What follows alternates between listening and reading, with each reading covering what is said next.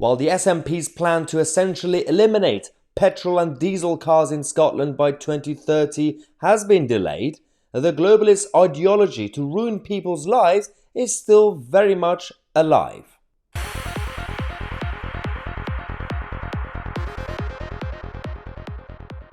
Yes, the 2030 targets for the Great Reset in Scotland when it comes to car use, especially the traditional cars, petrol and diesel, that's been delayed. We know that, and we already reported on this on the channel. The overall agenda to completely have intervention in people's lives, especially again when it comes to private car use, that is still there. So this is the footage that we have from inside the Scottish Parliament, inside the chamber, and the discussion was about the unrestricted or unrestrained private car use. This is quite dangerous. Let's just go to the video and then we're going to explain why. On transport, our second Strategic Transport Projects Review, published just 2 weeks ago, confirms that the era of catering for unconstrained growth in private car use is well and truly over.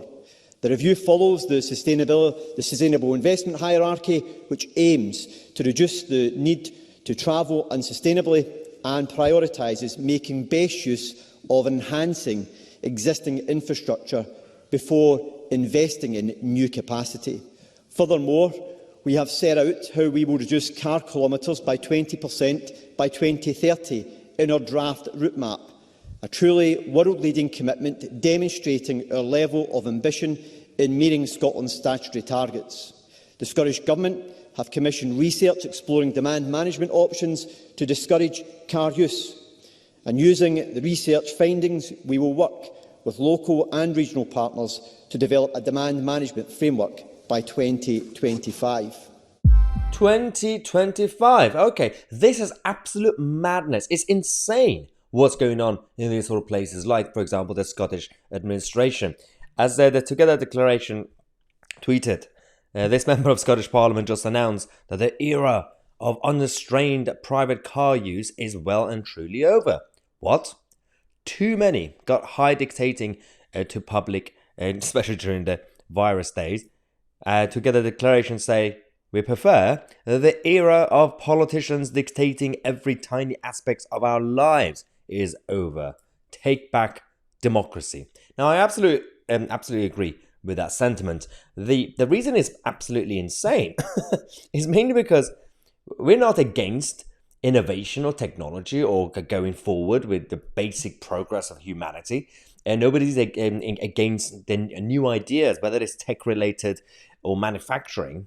The issue that we have is that this is not like the Industrial Revolution in the 19th century. This is not the same thing because that was based on individuals and innovators and, of course, the enterprise businesses that came up with certain ideas. Now, everything is being dictated from the top.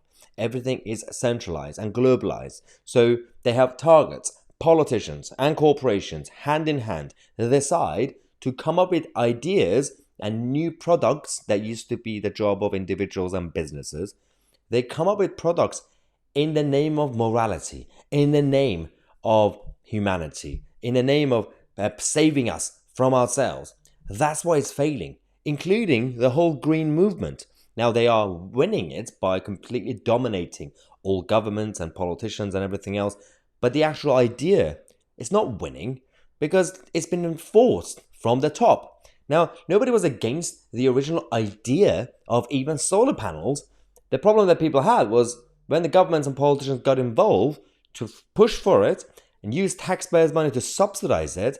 And then, just like electric cars and all that, this is the topic about this video, come up with an idea to ban the traditional use without having an actual workable plan to replace them. We already reported it a few months ago, about a year ago, that the Scottish police changed all their police cars to electric cars, and then they all stopped working in the middle of the street because they didn't have enough charging stations. I mean, this is absolute madness. But the real winners, the biggest winners in this whole thing are the big lobby, the big green lobby. They're making their money. They don't care. and if the product doesn't work, they're going to come knock on the door of the politicians and say, It's okay. We have a new idea. We have a solution for this. And then they're going to sell the idea. Again, it's just a cycle of doom. It keeps repeating itself. But we are where we are, unfortunately, ladies and gentlemen. We're going to continue to fight back because we do believe in freedom and we do believe in democracy. And we're not really against progress. We are in favor of workable progress. Let me know what you think in the comment section. I'm Maya Tousi and we are the media.